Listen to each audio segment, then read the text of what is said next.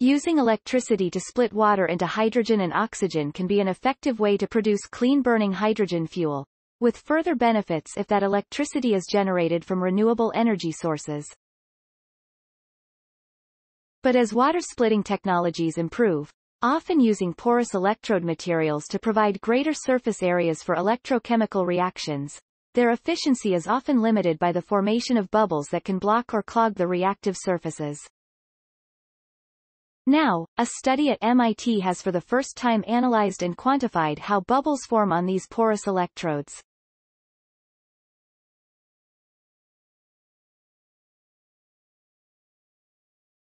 The researchers have found that there are 3 different ways bubbles can form on and depart from the surface, and that these can be precisely controlled by adjusting the composition and surface treatment of the electrodes.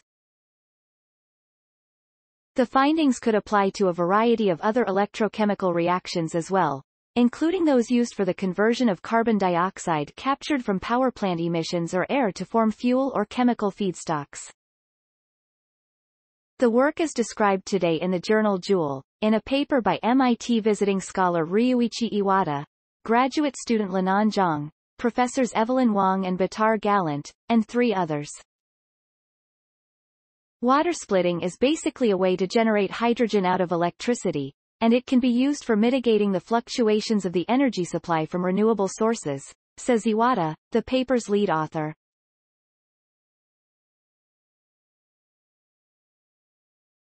That application was what motivated the team to study the limitations on that process and how they could be controlled.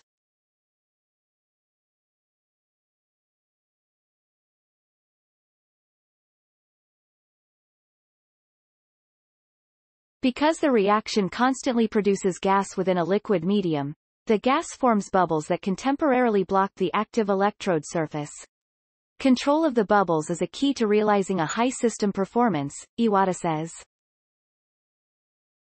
But little study had been done on the kinds of porous electrodes that are increasingly being studied for use in such systems. The team identified 3 different ways that bubbles can form and release from the surface.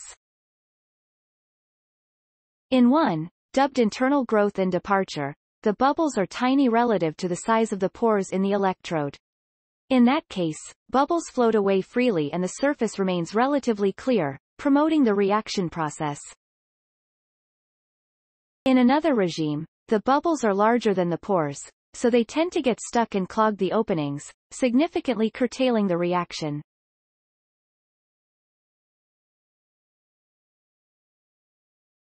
And in a third, intermediate regime, called wicking, the bubbles are of medium size and are still partly blocked, but manage to seep out through capillary action.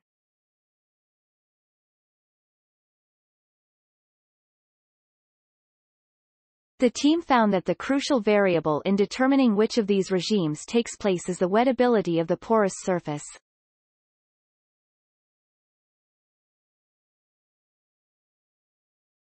This quality, which determines whether water spreads out evenly across the surface or beads up into droplets, can be controlled by adjusting the coating applied to the surface.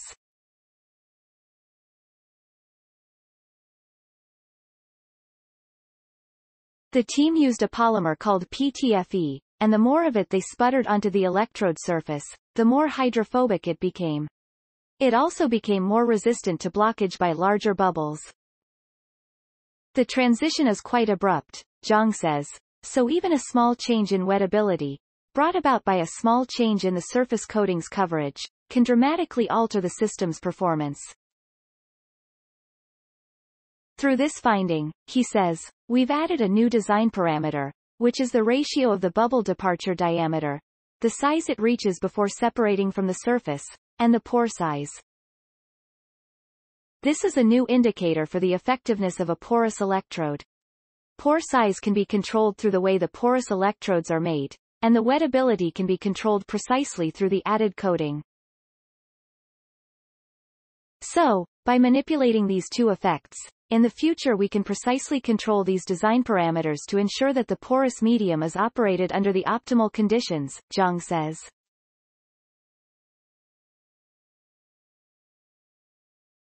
This will provide materials designers with a set of parameters to help guide their selection of chemical compounds, manufacturing methods and surface treatments or coatings in order to provide the best performance for a specific application.